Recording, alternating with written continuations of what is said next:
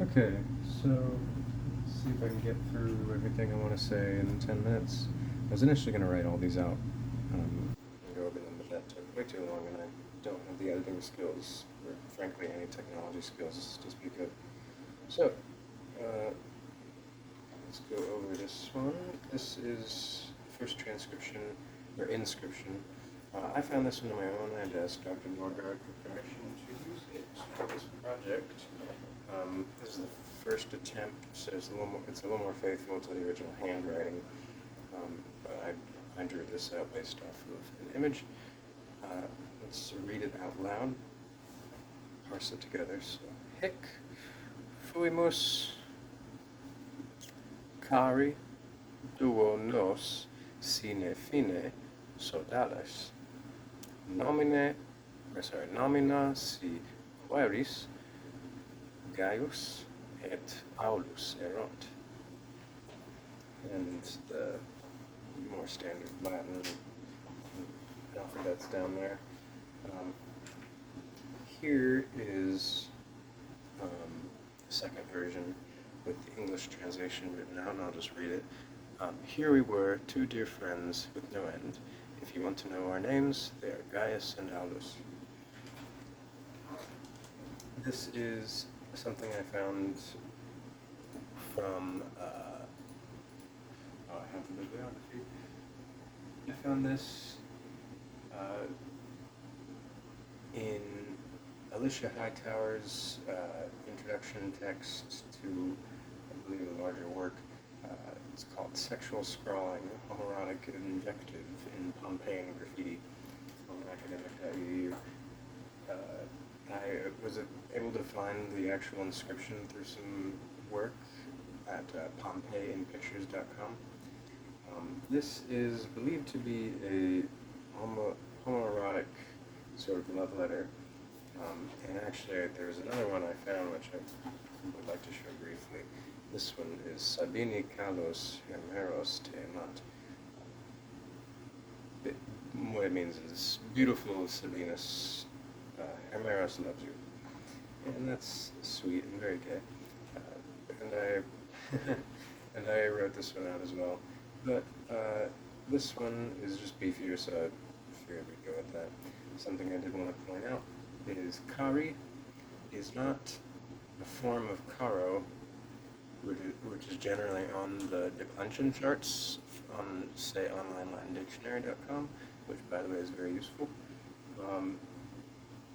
So what it looks like is he's just using an apparent aberration of this word, just the nominative plural to refer to the two of them, unos. But I'm sure it makes sense. But just, yeah, that's Kari, our dearest years. Yeah, and another thing, friends without end. I've seen this translated in a few places as friends forever, but I translated it as friends without end because that's literally what it says. Nos sine, I'll write that, fine, without us two friends without end. It's very, very sweet, very romantic. In a way, anyway. They had different ideas of romance back then. But they, as we'll see in the second inscription, they certainly had ideas of romance. A few things I want to point out. This is a much more cursive text than the other one, which is right here. It's much prettier. This is, to the best of my ability, a true depiction of the image I found, which is, it is up in the air on if this was, how accurate this is to the real transcription that was at the site, although since it has these, I believe this is someone sketching the inscription. It is missing this part, so I sort of invented that in my rendition here.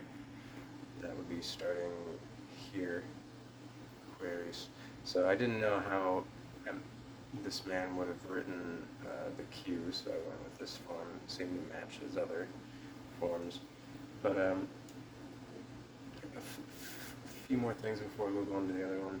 Um, he has this overlap here of the C and the A, and I'm assuming that's because the writer of this is Gaius, because those are the first two letters of his name, and I assume that's just a practice he had.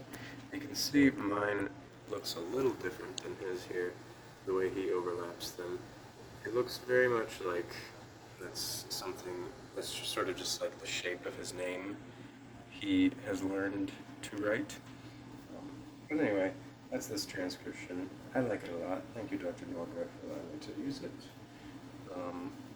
This other one was a little bit more of a task to decipher, and I didn't trust in my abilities to transcribe this out myself in a timely manner, so I just printed this off. This image is courtesy of universalworkshop.com. It seems like they pulled it from a book by Lionel Cassidy called Libraries in the Ancient World.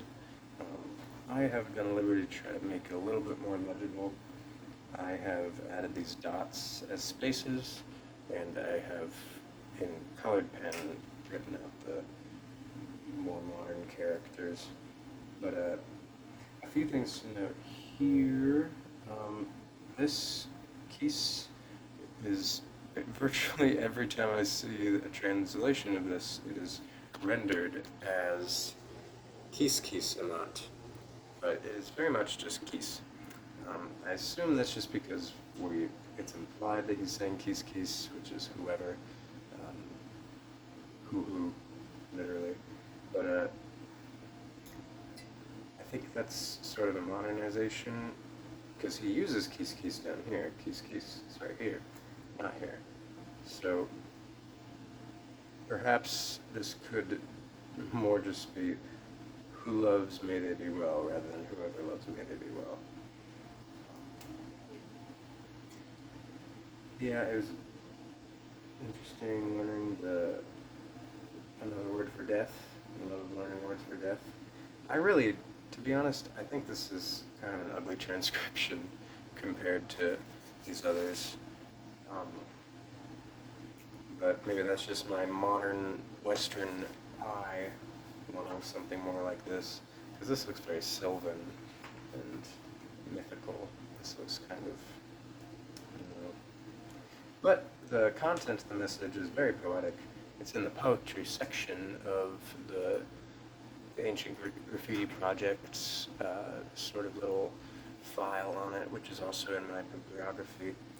But I'll just read out the English translation. Whoever loves, may they be well.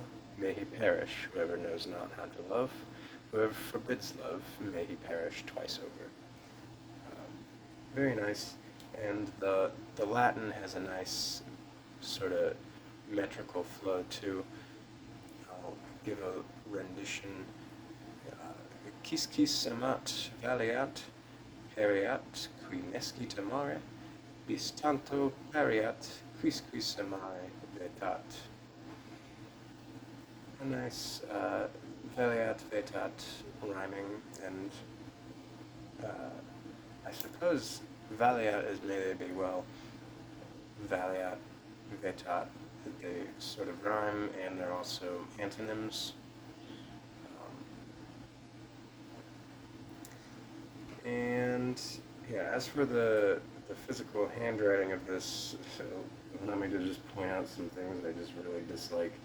This Q is doing double duty as this I down here. I think it doesn't really work, and I would call this a wide hand.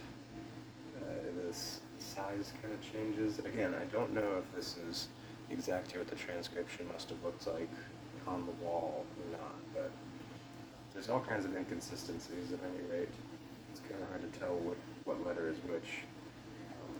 Something interesting is that the T has a tail, a hook, which in a lot of these transcriptions I have mainly just seen the T rendered like this, even when other letters are rendered like this is often what an I looks like, or this is often what an S looks like, or an F tends tends to look like this.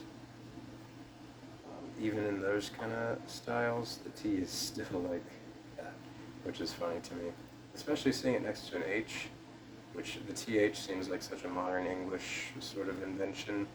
It's interesting to see it in text like this, not in this one specifically, but in one of the inscriptions we looked at in class. Anyway, I'm out of time now, so thank you very much.